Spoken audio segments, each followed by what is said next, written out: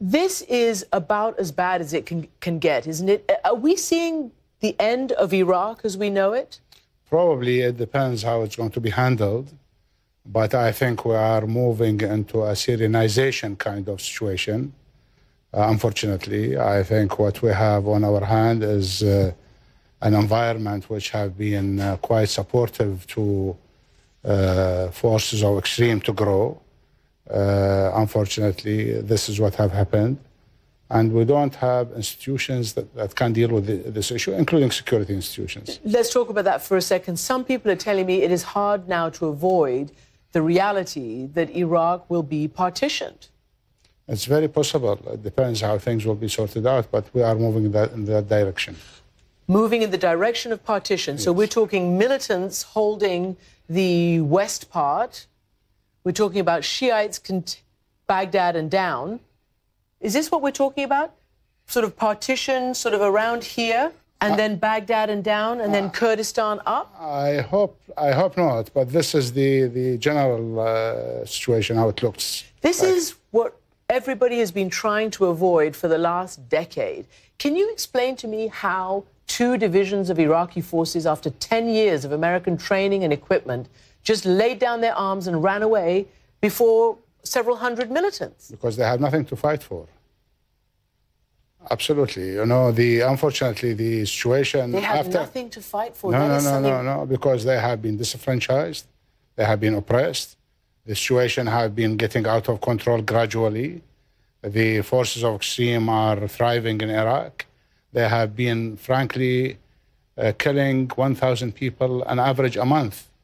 And the government was unable and still is unable to do anything about it. When you say they have nothing to fight for, I know that you are a big critic of President Maliki. You've accused him of increasing sectarianism, authoritarianism, and a sort of a Shiite dictatorship. Some believe that this could be a unifying, clarifying moment for him to open a different political venue to deal with this. Do you think that that's possible? Will he do it? I think it's too late for him. Nobody is going to trust him. Nobody is going to take his word. He had the opportunity in 2010, both himself and the United States. And both of them failed to grasp the opportunity and work towards a unified Iraq. Well, that's when you got the most votes. Yes. And then he was able, with U.S. help, to cobble together it's not only a coalition. The most votes. I had the most votes, number one. Number two, I had all the Sunnis rallying around us, around the Iraqi, around the winner, where we could have eased the sectarian situation and moved into a kind of reconciliation which can unite the country. But unfortunately, we are not there. Do you feel that there's any way to be able to do that now, or is it too late? I don't think it's too late. It is late, definitely, but it's not too late.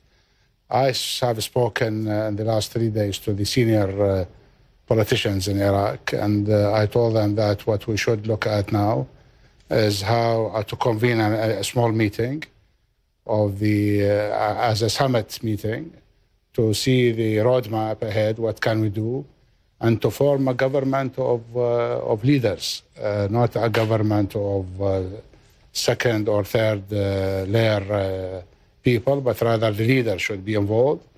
And I think this can salvage the situation. That means without Maliki or a parallel government? No, Maliki can be part of it, but he can't head it. He can't head this government. Do you think there's any hope in hell that that's going to be accepted? Well, Hakim accepted this. Ja'fari himself, the head of the National Alliance, accepted this. Former Prime Minister accepted this. Others have accepted this. I have asked Ja'fari to speak to Maliki to accept it. Because if it doesn't, then the only outcome is going to be the dismemberment of the country. So let's talk about the immediate threat. They haven't just taken Mosul. They are struggling now for Tikrit. They've got a hold, or they're advancing on the major power plant in Baiji. And they have Ramadi and they have Fallujah. And they are running actions and terrorist activities in Basra, Karbala, Baghdad. The belt of Baghdad has fallen practically for the last three weeks. And the outskirts of Baghdad has fallen? In the night, it's in the control of the armed people, armed forces. The militants? The militants. The Sunni militants? Yes, yes. Do you think there is any way that they can get Baghdad? Well, definitely the belt of Baghdad is under their control, and the government is unable to challenge this. The government is unable to prevent explosions inside Baghdad, even in the areas around the green zone. Yeah, but it's a city of 7 million people, and it's mostly Shiite. They're going to resist, aren't they? The Shiites are not respecting the government. They see that Maliki, if you take, for example, Al-Sadr, if you take Al-Hakim, you can see very clearly that they reject Maliki persisting in power. And Maliki is insisting on continuing in power. Who is going to intervene, do you think? Do you see Iran intervening with troops? Do you see America helping? Do you see your forces able to retake Mosul without any outside help? I am not sure whether the American intervention is going to be helpful. It will probably put oil on the fire. I don't think this is right. I think the Americans have lost their effort to and their capability to influence things in Iraq, especially after they left and departed in 2011.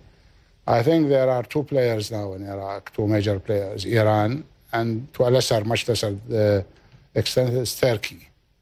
But again, they can't use and they can't come clearly and nakedly into Iraq and try to do what they like to do. But I guess now it's the Iraqi people and the leaders of the various factions, and they have to have open mind, and they have to be able to sit down and talk even to the armed people. I want to show you this map again, because obviously most people are incredibly worried about this connection here and this border. Mosul is not far, 100 miles or kilometers from the Syrian border. And these ISIS people have talked about a caliphate in this whole area. Do you see that possibility? It is a possibility. You know, what happened in Syria is definitely spilling over into Iraq. Of course. And what happened in Iraq has spilled over into Syria. My worry really is that throughout the greater Middle East, Al-Qaeda is coming back again with various other extreme groups. There was failure in Afghanistan, there is failure in Pakistan, there is failure in Somalia and Palestine. And frankly speaking, Iraq and the Iraqi players need to sit down and need to reconcile and need to look deep and to salvage the country, because if Iraq is dismembered, then this will carry on to the rest of the region, and it will be quite bloody, really, as is now the case. Former Prime Minister Ayaad Allawi, thank you very much for joining me. Thank you.